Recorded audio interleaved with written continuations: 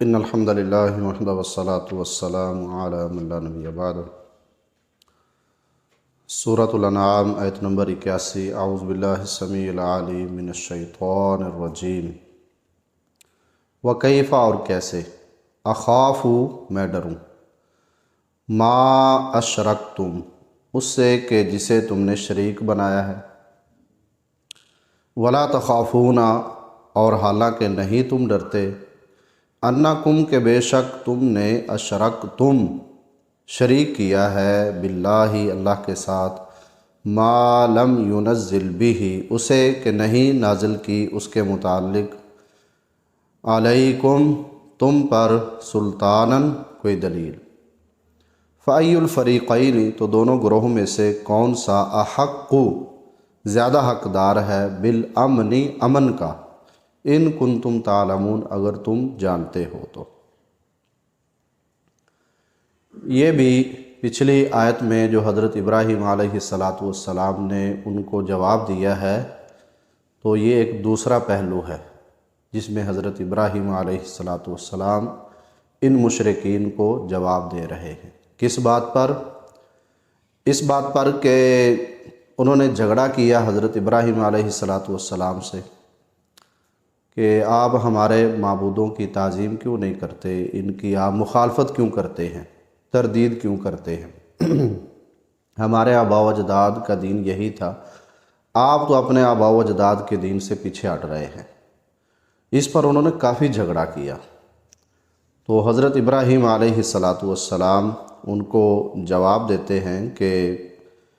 میں ان تمہارے معبودوں سے کسی بھی طور پر ڈرنے والا نہیں ہوں۔ ظاہری بات، انہوں نے ڈرایا ہے تو حضرت ابراہیم علیہ السلام نے یہ بات کہی ہے۔ ہاں، یہ ہو سکتا ہے کہ اللہ تبارک و تعالیٰ کی طرف سے جو میرے مقدر میں نقصان ہے، کوئی تکلیف ہے، وہ تو پہنچ کے رہنی ہے، اور اگر وہ آ گئی تو میں نہیں سمجھتا کہ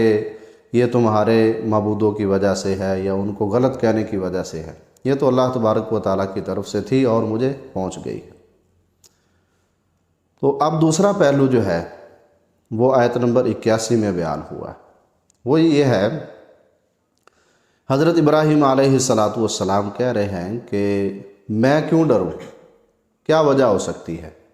ڈرنے کی، جبکہ تم نہیں ڈرتے ہو جسے ڈرنا چاہیے تھا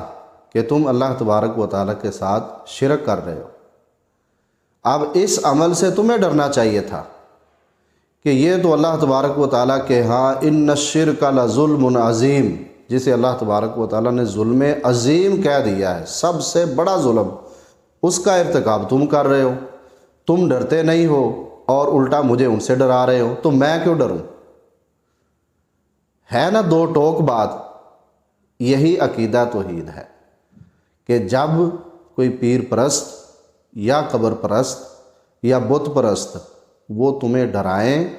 تو اس وقت یہ جواب دیا جائے جو حضرت ابراہیم علیہ السلام نے جواب دیا، بھئی تم غلط عقیدے پر ہو، تو جو غلط کام کرنے والا ہے ڈر تو اسے ہونا چاہیے، اور جو صحیح عقیدے پر ہے، صحیح کام کر رہا ہے، اسے کس بات کا خوف ہے؟ لیکن جب معاملات بگڑتے ہیں نا تو پھر ایسا ہی ہوتا ہے۔ جب عقیدے کی سمجھ نہ ہو، جب انسان اپنا مقام نہ پہچان سکے جو اللہ تبارک و تعالیٰ نے اس کو دے رکھا ہے، جب اللہ کی معرفت اسے حاصل نہیں ہے اور اللہ تبارک و تعالیٰ کی صفات کے متعلق اسے علم نہیں ہے، تو پھر وہ ہر چیز سے ڈرے گا، پھر سچا ہو کر بھی ڈرے گا، اور سرسری سا اس کا عقیدہ ہوگا اللہ تبارک و تعالیٰ کے متعلق، لیکن وہ جو شرک کرنے والے ہیں وہ اس کو ڈرائیں گے اور اس کے دام میں پھنس جائے گا، اور اللہ پر بھی اس کا ایمان ہوگا، لیکن اس کے ساتھ ساتھ یہ جو پیر پرست ہے، قبر پرست ہے، بت پرست ہے، انہوں نے جو لمبی چوڑی کہانیاں بنائی ہوتی ہیں نا، یہ ان کو سنا کر اسے خوف زدہ کر لیتے ہیں۔ تو اس کی وجہ کیا ہوتی ہے؟ عقیدہ توحید مضبوط نہیں ہوتا، اس میں خلل ہوتا ہے، اس میں نقص ہوتا ہے، اس میں کمزوری ہوتی ہے۔ اتنی محنت اللہ کے رسول صلی اللہ علیہ وسلم نے عقیدہ توحید پہ کی ہے مکہ میں رہ کر 13 سال، اور پھر اللہ تبارک و تعالیٰ نے فرمایا کہ جو بھی رسول ہم نے بھیجا ہے تو ہم نے ابتداءً یہی بات ان کو کہی کہ آپ نے یہ کہنا ہے کہ اللہ تبارک و تعالیٰ کے علاوہ کوئی الہ نہیں، معبود نہیں، چونکہ آپ اس ماحول میں جا رہے ہیں کہ جہاں آپ کو مخالفت نظر آئے گی، لوگ آپ کی مخالفت کریں گے، لوگ آپ کو ڈرائیں گے، لیکن آپ نے ان کے سامنے یہ بات کہہ دینی ہے کہ تمہارے معبود میرا کچھ نہیں بگاڑ سکتے، سب اختیار اللہ تبارک و تعالیٰ کے پاس ہے۔ تمام انبیاء کرام، تمام رسول یہی پیغام لے کر اپنی قوموں کے سامنے آئے تھے۔ نوح علیہ السلام کو دیکھ لیجیے کہ وہ 5 بتوں کی عبادت کرتے تھے ان کی قوم، اور ان سے ڈرتے تھے اور سب کچھ انہیں سمجھتے تھے۔ نوح علیہ السلام کو یہ کہا گیا کہ آپ ان سے کہیں کہ یہ تمہارا کچھ کام نہیں کر سکتے، تمہارے نفع نقصان کے مالک نہیں ہیں، اصل تمہارا معبود رب خالق مالک اللہ تبارک و تعالیٰ ہے۔ دشمن بن گئی قوم، اور انہوں نے ڈرایا پھر حضرت نوح علیہ السلام کو۔ نوح علیہ السلام ڈرے نہیں ڈرے، آپ صلی اللہ علیہ وسلم کو بھی ڈرایا گیا،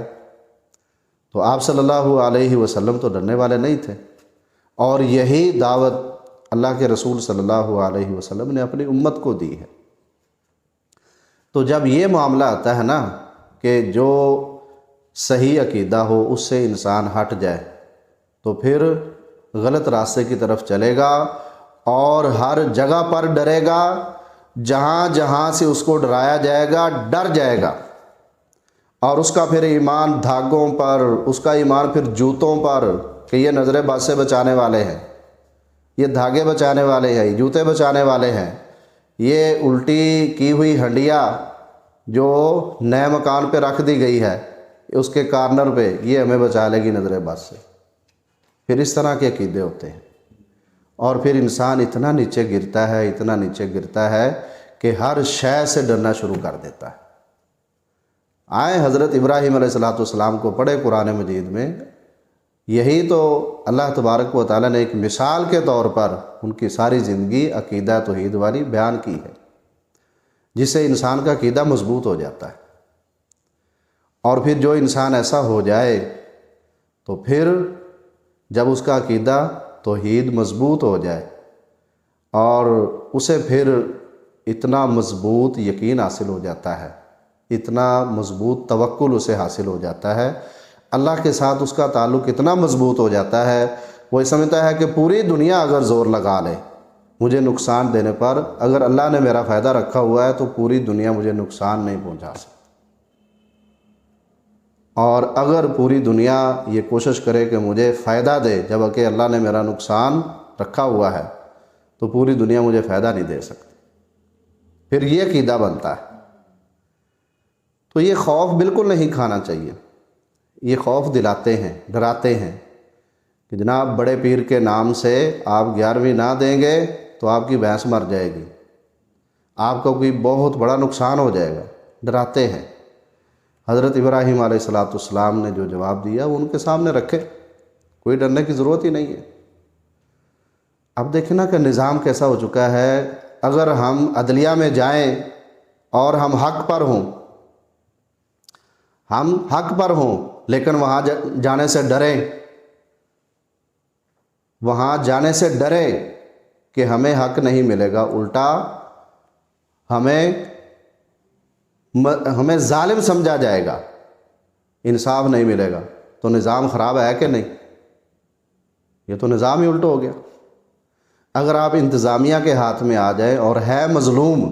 تو آپ ڈرے اس بات پر کہ انہوں نے مجھ پہ ظلم کرنا ہے، اور اگر میں نے اپنے اس مظلوم ہونے کی فریاد ان کو سنائی ہے تو یہ میرے خلاف ہی کارروائی کریں گے، وہاں آپ سمجھ لیں کہ نظام سارا خراب ہو چکا ہے، وہاں سمجھ لیں کہ نظام درست نہیں ہے۔ اور جہاں آپ دین کے متعلق اہل علم سے پوچھتے ہیں وہ آپ کو سوال کا جواب نہیں دیتے، صحیح آپ کی رہنمائی نہیں کرتے، وہ غصہ کرتے ہیں۔ آپ حدیث کے متعلق پوچھتے ہیں کہ اس مسئلہ میں حدیث کیا ہے، اس مسئلہ میں قرآن کیا کہتا ہے، تو وہ آپ کو گالیاں نکالتے ہیں، وہ آپ کے ساتھ غصے ہوتے ہیں اور آپ کو گستاخ کہتے ہیں، وہاں آپ سمجھ لیں کہ نظام خراب ہے۔ تو جو حق بات پر ہے اگر وہی خوف کھانے لگے تو پھر حق تو دب جائے گا نا۔ حق بات پر جب انسان ہو تو مخالفت کی وجہ سے پھر حق بات سے پیچھے نہ ہٹے، اسی سے انقلاب آتا ہے، اسی سے تبدیلی آتی ہے۔ لیکن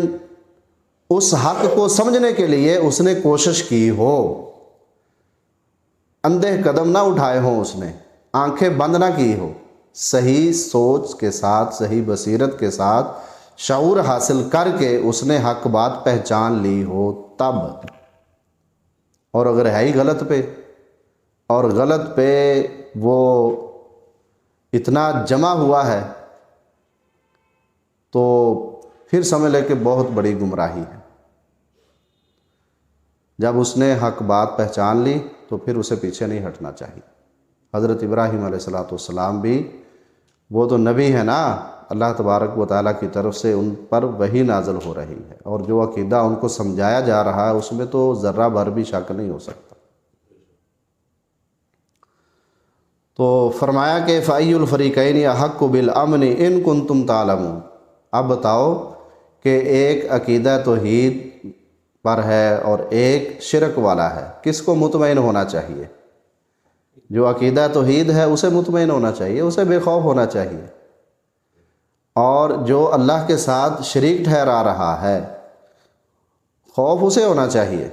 کہ میں اللہ تبارک و تعالیٰ کی پکڑ میں آ جاؤں گا، میں اللہ تبارک و تعالیٰ کے ساتھ بہت بڑا ایک گناہ کر چکا ہوں۔ اللہ کے رسول صلی اللہ علیہ وسلم نے فرمایا کہ اللہ تبارک و تعالیٰ فرماتے ہیں شاتمنی ابن آدم اذا قال للہ ندا، اذا قال للہ ندا، ابن آدم کا بیٹا مجھے گالی دیتا ہے جب وہ کہتا ہے کہ اللہ کا کوئی شریک ہے۔ یؤذینی ابن آدم، اللہ تبارک و تعالیٰ فرماتے ہیں کہ آدم کا بیٹا مجھے تکلیف دیتا ہے جب وہ کہتا ہے کہ اللہ کا کوئی شریک۔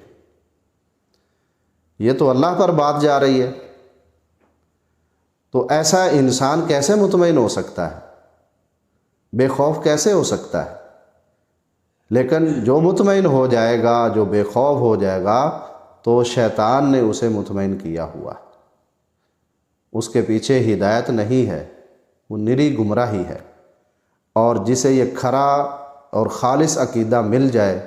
اس پر اطمینان اسے حاصل ہو جائے، اور پھر اللہ تبارک و تعالیٰ کے متعلق اسے پر امید بھی ہونا چاہیے، اور اس کے عذاب سے ڈرنا بھی چاہیے۔ لیکن شرک کے معاملہ میں وہ مطمئن نہ ہو، شرک کی ہر حال میں وہ نفی کرے، کسی بھی طور پر شرک کو نہ اپنائے۔ یہی سبق حضرت ابراہیم علیہ السلام کے ذریعہ سے سمجھایا جا رہا ہے۔ اللہ تبارک و تعالی ہمیں ہدایت اور اس کے مطابق عمل کی توفیق عنایت فرمائے۔ وما علیہ الا البلاغ المبین۔